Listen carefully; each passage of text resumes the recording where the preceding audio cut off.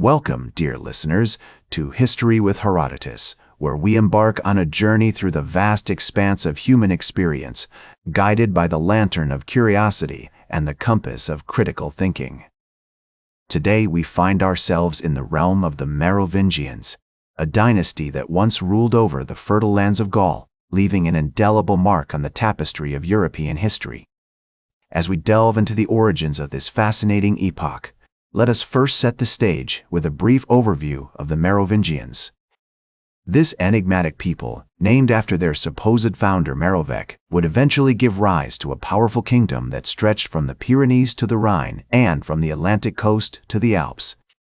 But to truly understand the intricacies of their emergence, we must venture back in time to the tumultuous 5th century, when the Western Roman Empire was crumbling beneath the weight of internal strife and external pressures. In the year 410 CE, the Visigoths, led by Alaric, sacked the city of Rome, an event that sent shockwaves throughout the empire. As the Western Roman Empire continued its decline, various barbarian tribes, including the Franks, began to assert their dominance over the region.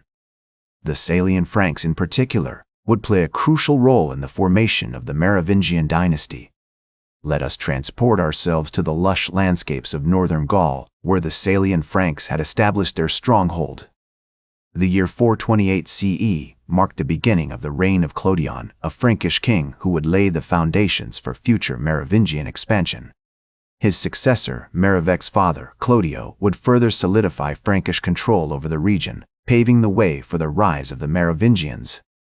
As we explore the formative years of the Merovingians, we must also acknowledge the enigmatic figure of Merovec, the supposed founder of the dynasty. Though shrouded in mystery, his name has become synonymous with the Merovingian legacy. The year 463 CE is often cited as a pivotal moment in Merovec's rise to prominence, though the details of his life and reign remain tantalizingly obscure. To better understand the historical context of the Merovingians' emergence, let us consider the broader European landscape of the time. The Western Roman Empire was in decline, and various barbarian tribes were vying for power in the resulting vacuum. The Visigoths, under the leadership of Yorick, had established a kingdom in Gaul, while the Vandals were wreaking havoc in North Africa. Amidst this chaos, the Merovingians would eventually rise to become a dominant force. As we delve deeper into the origins of the Merovingians, we find ourselves entwined in a complex tapestry of events that would come to define their reign. The influence of Christianity, the remnants of Roman culture, and the unique traditions of the Salian Franks all played a role in shaping the Merovingian identity. The city of Tournai, with its strategic location on the Scheldt River, would become a crucial hub for the Merovingians, serving as a center of trade, politics, and culture. And so, dear listeners, we have arrived at the threshold of the Merovingian era, a time of great upheaval and transformation. As we prepare to embark on the next stage of our journey, we find ourselves poised on the cusp of a new era, one that will be marked by the emergence of a powerful and fascinating dynasty.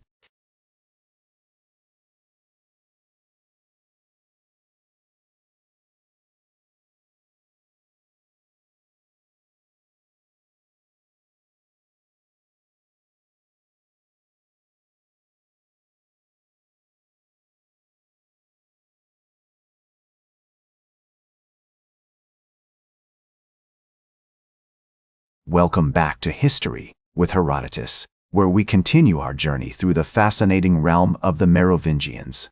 The year 481 CE marked the beginning of the reign of Clovis I, a king who would come to embody the very essence of Merovingian power and ambition.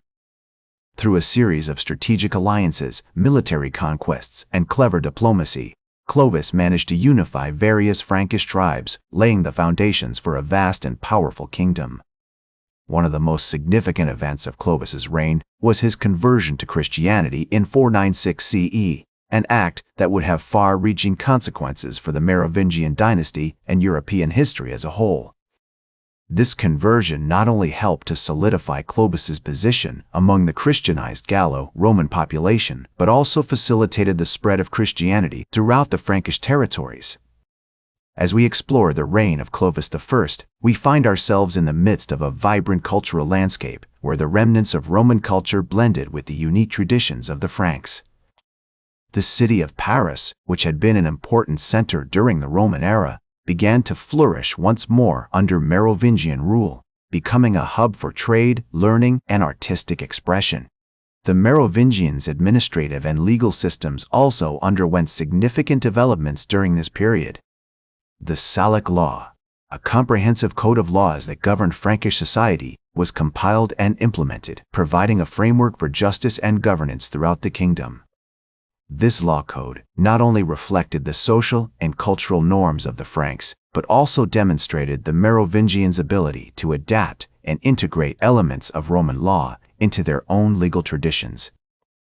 Furthermore, the Merovingian period saw significant advancements in art, architecture, and literature. The construction of magnificent churches, such as the Basilica of Saint-Denis, showcased the Merovingians' commitment to Christianity and their desire to create lasting monuments to their power and prestige.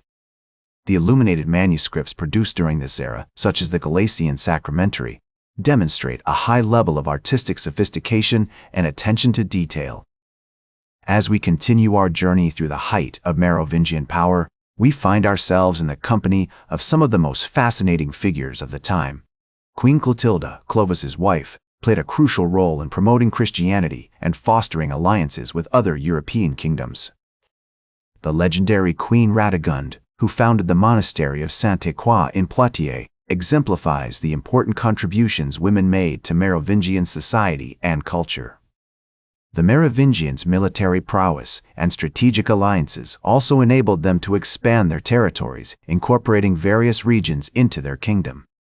The conquest of the Visigothic kingdom of Toulouse in 507 CE marked a significant milestone in Merovingian expansion, demonstrating Clovis's ability to navigate complex webs of alliances and rivalries.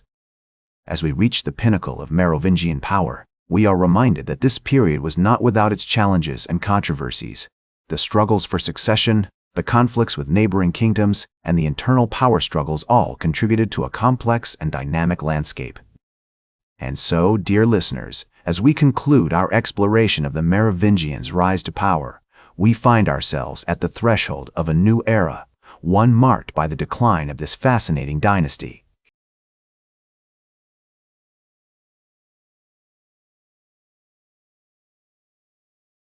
Welcome back to History with Herodotus, where we conclude our journey through the fascinating realm of the Merovingians by examining the intricacies of their downfall and the lasting legacy they left on European history. As we delve into the period of decline, we find ourselves in the midst of a complex web of internal power struggles, external pressures, and social transformations. The Merovingian dynasty, which had once been characterized by strong leadership and a clear sense of purpose, began to fracture and weaken over time. One of the primary factors contributing to this decline was the practice of dividing the kingdom among multiple heirs, a custom known as partition. This led to a proliferation of petty kingdoms and a fragmentation of power, making it increasingly difficult for the Merovingians to maintain their authority and cohesion. The reign of King Dagobert I, who ruled from 629 to 639 CE, marked a brief resurgence of Merovingian power, but his death sparked a new wave of succession crises and internal conflicts. The kingdom was repeatedly divided and redivided among various claimants, leading to a period of instability and weakness. Meanwhile, external pressures from neighboring kingdoms, such as the Saxons and the Frisians, further eroded Merovingian authority. As the Merovingian dynasty continued its decline, a new class of powerful nobles and administrators began to emerge, known as the Carolingians. These individuals, who had risen to prominence through their military prowess and administrative skills, would eventually supplant the Merovingians as the dominant force in European politics. The most notable figure among the Carolingians was Pepin of Herstal, who served as mayor of the palace and effectively controlled the Merovingian kingdom from behind the scenes.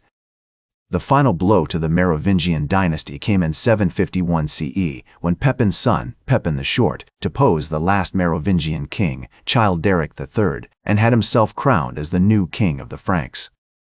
This marked the beginning of the Carolingian dynasty, which would go on to shape European history for centuries to come. Despite their decline and eventual downfall, the Merovingians left a lasting legacy on European history. Their conversion to Christianity helped spread the faith throughout Europe, while their administrative and legal systems provided a foundation for future kingdoms. The art, architecture, and literature produced during the Merovingian period continued to inspire and influence artists and scholars to this day. As we reflect on the rise and fall of the Merovingians, we are reminded that history is a complex tapestry woven from countless threads of human experience. The story of this fascinating dynasty serves as a testament to the enduring power of human creativity, ambition, and perseverance, even in the face of decline and adversity. In the words of the great historian Gregory of Tours, the Merovingians were a people who loved peace but were often forced to make war. They were a people who loved learning but were often hindered by ignorance. As we conclude our journey through the realm of the Merovingians, we are left with a profound appreciation for the complexities and nuances of human history, and a deeper understanding of the enduring legacy of this fascinating dynasty. Thank you for joining me on this journey through the world of the Merovingians. Until next time, farewell, and may the lessons of history continue to inspire and guide us on our own path forward. That's all for today's History with Herodotus. Remember to like, share, and subscribe, and until next time, remember that to understand the present, we must first understand the past.